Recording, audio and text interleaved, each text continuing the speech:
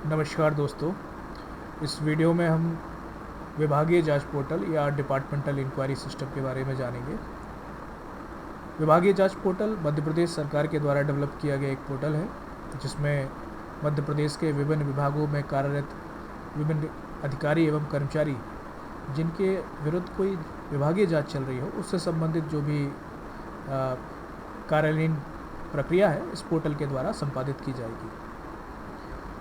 तो जैसा कि बताया गया, एक कॉमन प्लेटफॉर्म है जिसको सभी विभाग के अधिकारियों कर्मचारियों द्वारा इस्तेमाल किया जाएगा।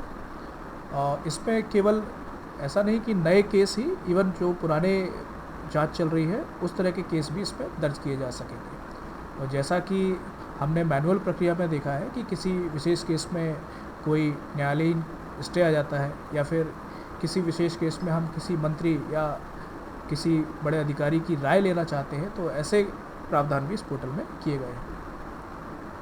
अगर हम बात करें कि तो कौन इस प्रक्रिया में शामिल होगा, कौन कौन इस पोर्टल को यूज़ करेगा, तो यहाँ पर देखिए राज्य स्तर पर डिपार्टमेंटल एडमिन होंगे, जिनको हम विभाग प्रशासक बोल रहे हैं। वहीं HOD लेवल पे नोडल ऑफिसर होंगे। और अगर हम जिला स्तर की बात करें तो यहाँ पर डिसिप्लिनरी अथॉरिटी यानी कि अनुशासिक प्राधिकारी, चार्ज ऑफिशियल जिसके अगेंस्ट में कोई आरोप तय किया गया है, इन्वेस्टिगेटिंग ऑफिसर और साथ में प्रेजेंटिंग ऑफिसर, ये इसके यूज़र रहेंगे। यहाँ पर ध्यान दीजिए कि प्रेजेंटिंग ऑफिसर के लिए कोई अलग से अकाउंट नहीं रहेगा। प्रेजेंटिंग ऑफिसर की भूमिका केवल जब जांचकर्ता अधिकारी कोई सुनवाई कर रहे होते तो वहाँ पर वो केस को प्रस्तुत करते हैं। जैसा कि बताया कि कभी कभी हमको किसी विशेष अधिकारी या मिनिस्टर की राय चाहिए, तो वो भी इसके यूज़र होंगे, उनके भी अकाउंट इसमें होंगे। तो सबसे पहले हम इसका वर्कफ्लो समझ लेते हैं, जो बिल्कुल वैसा ही है जैसा मैनुअल प्रक्रिया में होता है। तो यहाँ पर सबसे पहले जो हमारे DA होंगे वो आरोप तय करेंगे चार्ज ऑफिशियल के अगेंस्ट में। फिर चार्ज ऑफिशियल अपने अकाउंट से उस पर अपना रिस्पांस प्रस्तुत करेंगे, जो भी अपनी सफाई वो देना चाहते हैं। फिर उस रिस्पांस के आधार पर जो अनुशासिक अधिकारी हैं DA, वो निर्णय लेंगे। या तो वो ये निर्णय लेंगे कि आरोपित अधिकारी नॉट गिल्टी हैं, तो वहीं पर केस क्लोज हो जाएगा, उनके रिस्पांस से वो सहमत हो जाएंगे। या फिर हो सकता है उनके रिस्पांस से वो सहमत नहीं है, तो उन पर वहीं के वहीं कुछ पेनल्टी वगैरह लगा दें और केस को क्लोज कर दें। लेकिन हो सकता है कभी कभी वो ऐसा भी महसूस करें कि इस केस से संबंध में उनको जांच समिति का गठन करना चाहिए, तो फिर वो IO और PO यानी कि जांचकर्ता अधिकारी प्रस्तुतकर्ता अधिकारी की नियुक्ति करेंगे। फिर उसके बाद काम शुरू हो जाएगा जांचकर्ता अधिकारी का। वो सारे सुनवाई करेंगे और सुनवाई से रिलेटेड जितनी भी कार्रवाई जो कर रहे हैं वो पोर्टल पे अपडेट करेंगे अपने अकाउंट के थ्रू। और सारी सुनवाई होने के बाद अपना अंतिम जो प्रतिवेदन है वो DA के सामने अपनी रिपोर्ट वो प्रस्तुत कर देंगे। फिर उसके बाद DA उनकी रिपोर्ट को एनालाइज़ करेंगे, अगर ज़रूरत को लगती है तो उस पर अपना कमेंट करेंगे, या तो वो बिल्कुल वैसे ही एक्सेप्ट कर लेंगे या फिर उसमें कुछ संशोधन भी कर सकते हैं। और जो भी रिपोर्ट है वो आरोपित अधिकारी को दे देंगे, और फिर आरोपित अधिकारी उस रिपोर्ट पर भी अपनी प्रतिक्रिया दे पाएंगे। और फिर जो अंतिम प्रतिक्रिया आरोपित अधिकारी से DA को मिलेगी, तो उस पर फिर वो फाइनल डिसीजन लिया जाएगा DA के द्वारा। तो उसमें भी 2 सिनारियो बनेंगे, या तो वो आरोप उनका सही पाया जाएगा या फिर नहीं पाया जाएगा। अल्टीमेटली मुख्य उद्देश्य ये है कि केस को क्लोज होना चाहिए। इसी तरीके से हम अगर, जब ये तो नए केस की बात हो गई, अगर पुराने केसेस हैं तो वो किस स्टेज में चल रहे हैं, जैसे आप राइट टॉप में आप देख रहे हैं कि अगर चार्जशीट प्रोग्रेस में ही है तो उसके बाद सबसे पहला जो स्टेप है DA को अपना आरोप ज्ञापन तय करना है। अगर IO PO की अपॉइंट किया जाना शेष रह गया है तो फिर DA IO PO को अपॉइंट करेंगे।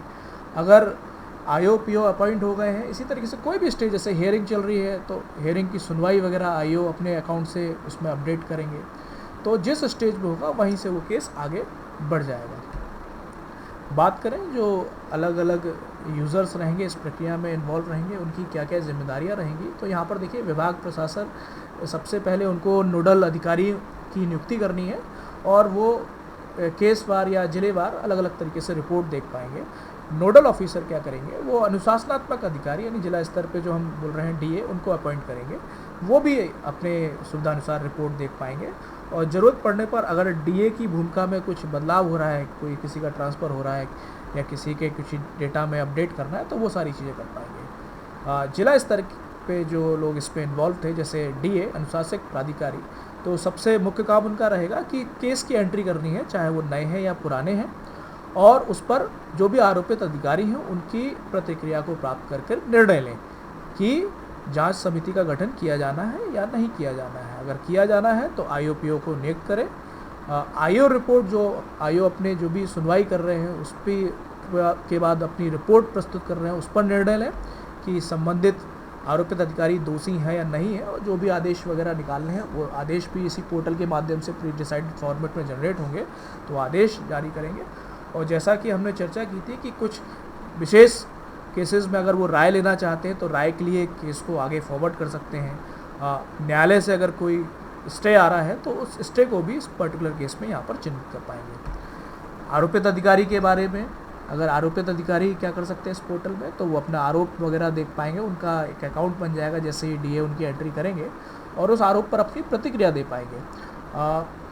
डीए रिपोर्ट, जब डीए द्वारा जो आईओ रिपोर्ट भेजी जाएगी उस पर भी वो अपनी प्रतिवाद वगैरह दर्ज कर पाएंगे।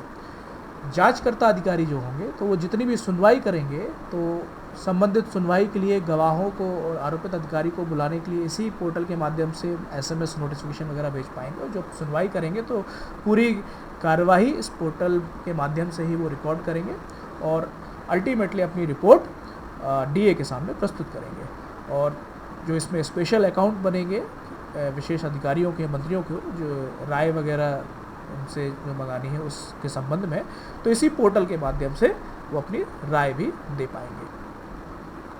कुछ इस तरीके का इसका पोर्टल है।